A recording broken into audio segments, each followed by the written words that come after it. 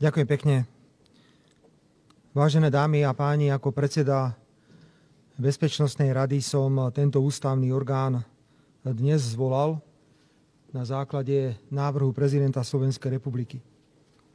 Ak ma prezident Slovenskej republiky požiada o zvolanie Bezpečnostnej rady, som povinný túto radu zvolať do 48 hodín od predloženého návrhu.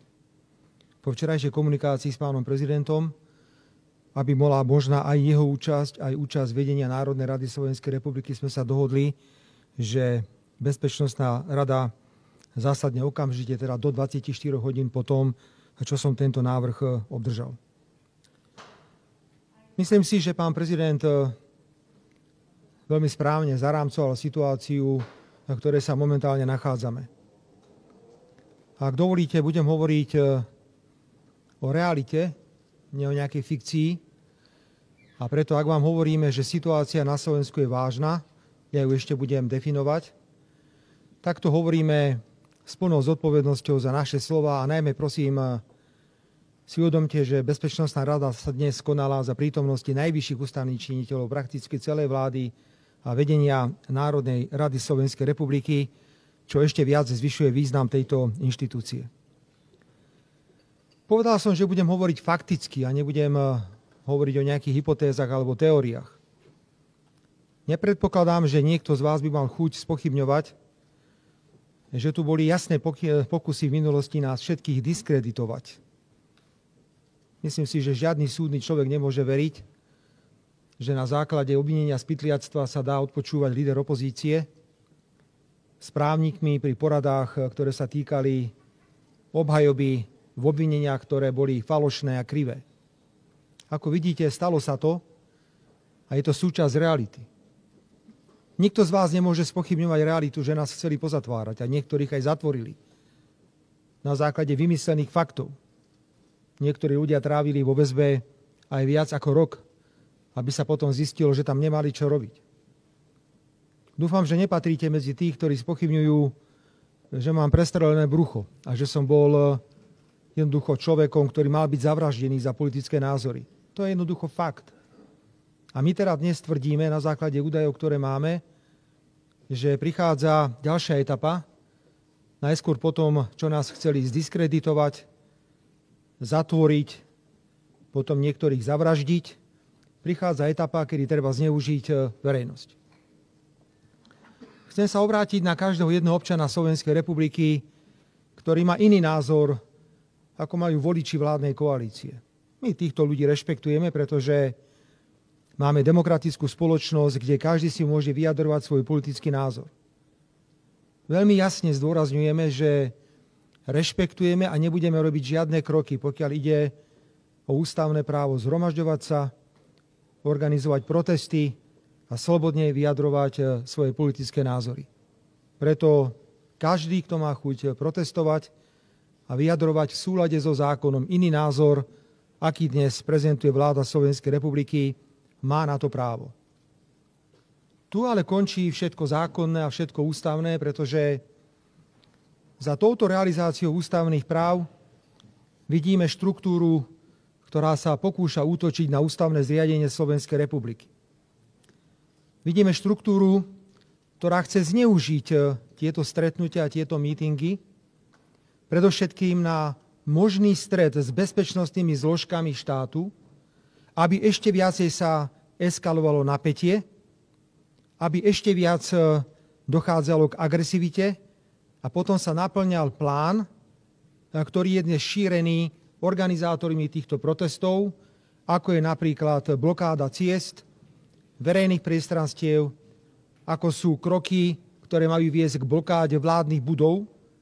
Dokonca sú tu kroky, ktorých cieľom je prerušiť schopnosť vlády Slovenskej republiky vykonávať svoju prácu. Na to je jednoduchá skratka v trestnom zákone. Aj v ústavnom systéme Slovenskej republiky ide o útok proti ústavnému zriadeniu Slovenskej republiky. Ide o pokus zorganizovať na Slovensku normálny prevrat, aby vláda padla a dostali sa k moci tí, ktorí sa nevedia k moci dostať cez demokratické parlamentné voľby. Dámy a páni, aj dnešné rokovanie Bezpečnostnej rady, hoci malo byť iba akýmsi vyvrcholením týchto dní, pretože sa určite budú ďalej udalosti posúvať. Bezpečnostná rada dnes ústami predstaviteľov spravodajských služieb poskytla zainteresovaným zúčastneným informácie, z ktorých sa mnohým točili hlavy.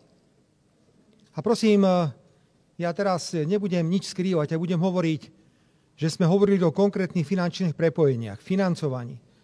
Boli prezentované fotografie, spojenia, kto s kým.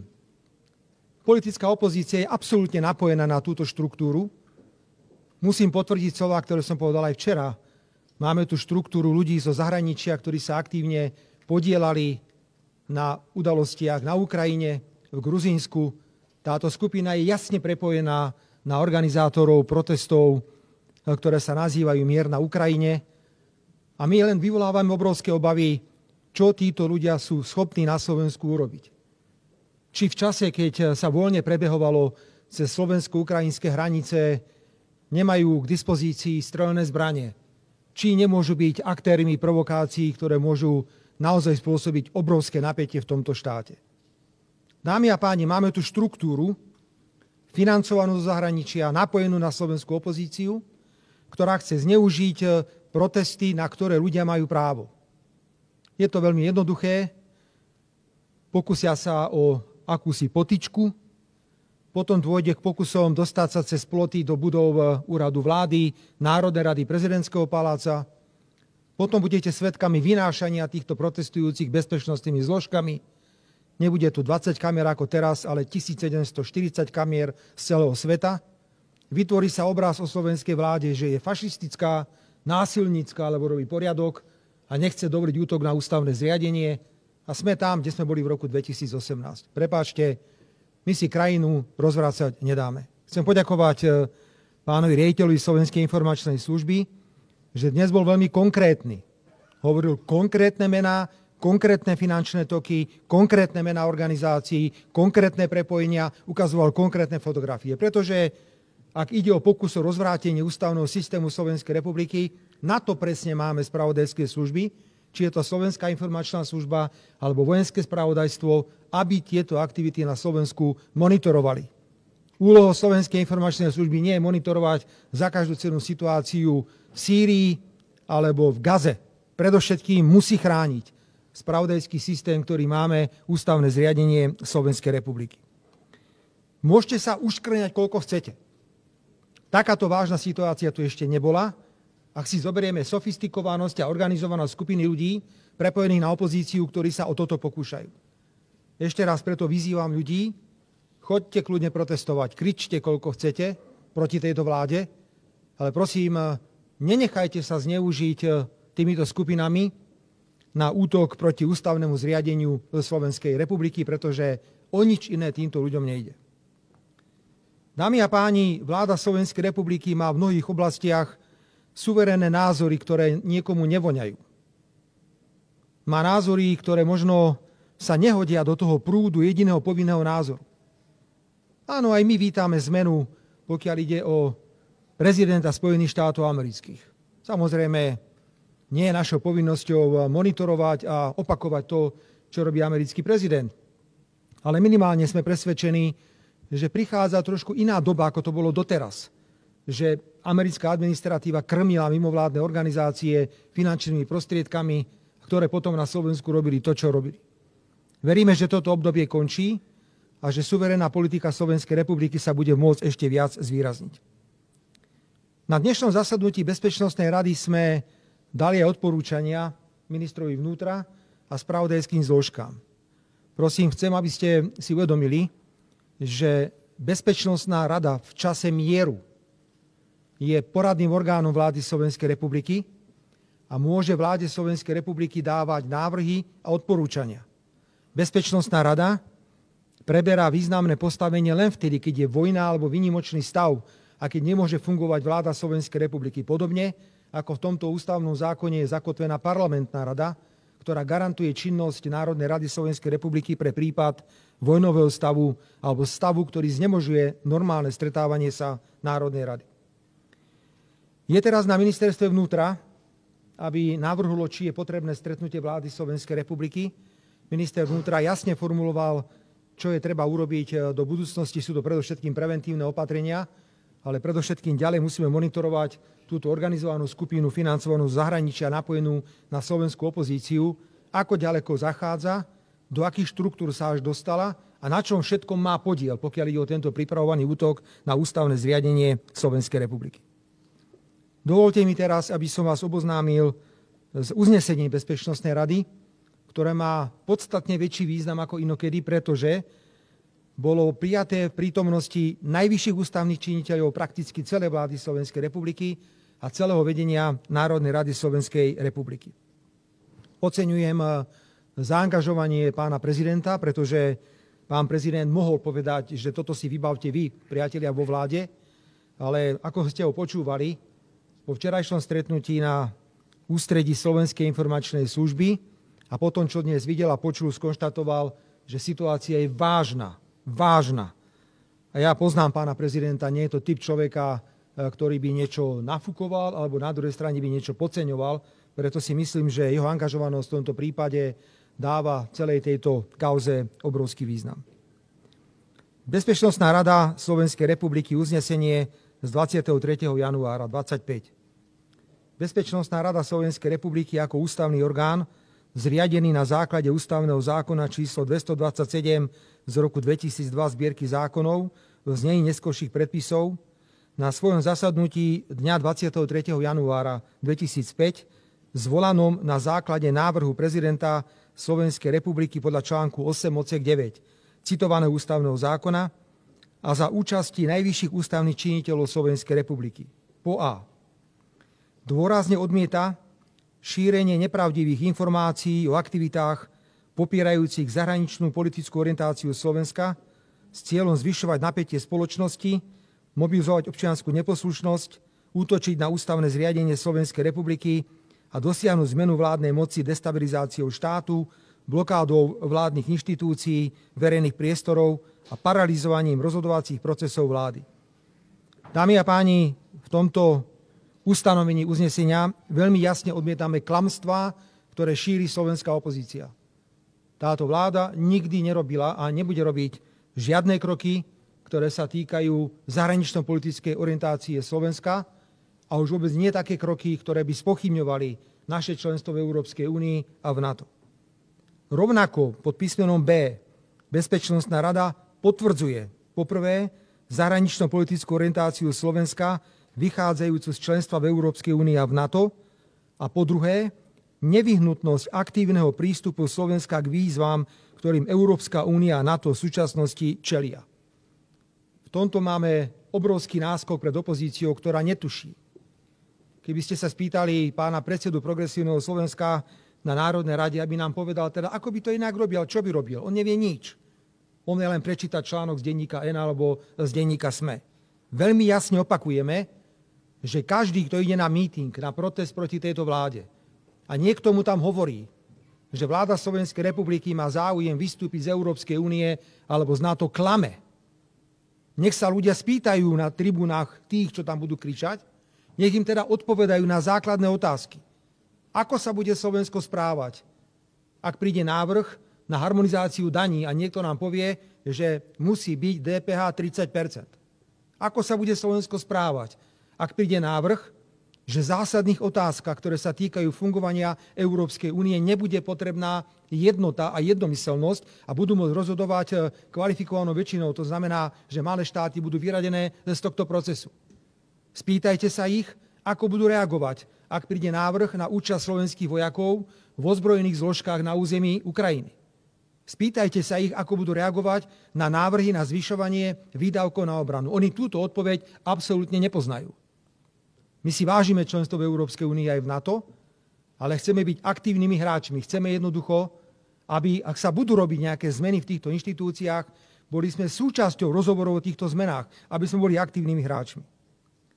Po C. Bezpečnostná rada berie na vedomie informácie a dôkazy zhromaždené príslušnými bezpečnostnými a spravodajskými orgánmi, potvrdzujúce úmysel organizátorov protivládnych zhromaždení a protestov zmeniť charakter týchto podujatí na aktivity provokujúce bezpečnostné orgány k zásahom proti protestujúcim s cieľom zvýšiť spoločenské napätie a agresivitu, útočiť na ústavné zriadenie Slovenskej republiky, dosiahnuť destabilizáciu štátu a následne zmenu politických pomerov vychádzajúcich z výsledkov parlamentných volieb v roku 2023 a odstaviť súčasnú vládu od výkonu vládnej moci. Po D. Bezpečnostná rada Slovenskej republiky rešpektuje právo občanov Slovenskej republiky zhromažďovať sa a slobodne vyjadrovať svoj názor za predpokladu, že výkon týchto práv je v súlade s príslušnými zákonmi.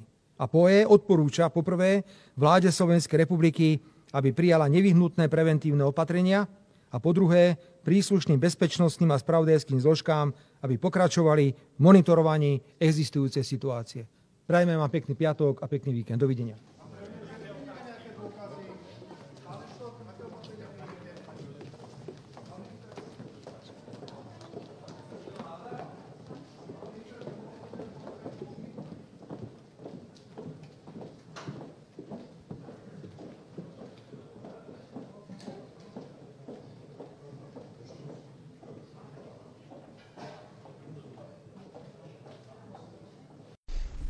Dámy a páni, môžem potvrdiť, že na území Slovenskej republiky je skupina expertov, ktorá sa aktívne podieľala na udalostiach v Gruzínsku a ktorá sa aktívne podieľala priamo na Majdane na Ukrajine.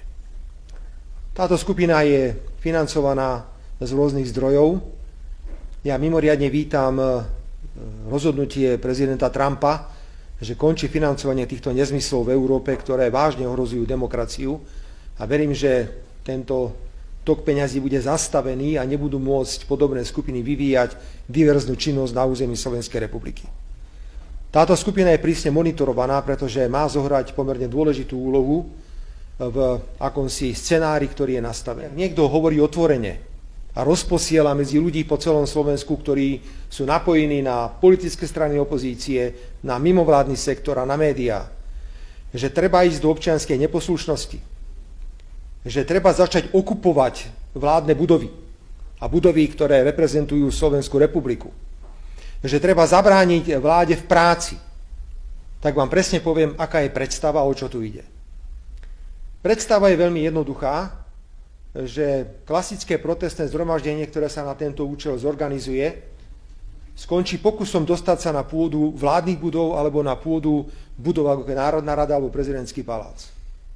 S tým, že dôjde akože k nenásilnej okupácii týchto budov, čo si tak asi predstavujú, že sa natiahnú nejaké podložky, zoberú sa nejaké spacáky a budeme sa tváriť, že ideme okupovať vládu Slovenskej republiky, Národnú radu a prezidentský palác, vraj občianská neposlušnosť a budeme brániť vláde Slovenskej republiky, aby pokračovala vo svojej práci. Prídu zložky, ktoré sú na to určené, a začnú samozrejme robiť poriadok v príslušných budovách a priestoroch, kde ľudia nemajú čo robiť.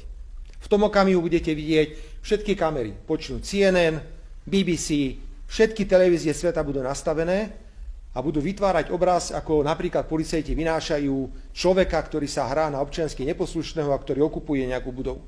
Dôjde k roztržkám a vyvolá sa obrovský tlak na obrovské protesty, národný štrajk, že vláda zasahuje silou proti slušným ľuďom a cieľom bude, aby vláda padla a aby došlo k prevzatiu moci, možno aj bez parlamentných volieb v Národnej rade Slovenskej republiky. Chcem sa obrátiť na občanov Slovenskej republiky, že situácia je naozaj vážna. Mimoriadne vážna. A preto v nasledujúcich hodinách, v nasledujúcich dňoch budeme vývoju venovať pozornosť na sekundovej báze. Monitorujeme, rozprávame sa, hľadáme riešenia. Ale rozvrátiť si krajinu nedáme len preto, lebo opozícia nie je schopná a bojí sa férovej politickej súťaže. Ja nevidím nič také, čo by malo viesť k tomu, že ľudia budú preskakovať ploty a budú okupovať. To jednoducho, toto je sen slovenskej opozície. Že veď ulica to urobí za nás. Včera som sa snažil počúvať pána Šimečku a aspoň trošku mu veriť. Veď mu sa ani veriť nedá. Čítal to presne, čo mu napísali redaktori denníka N a SME. To nemusel ani chodiť.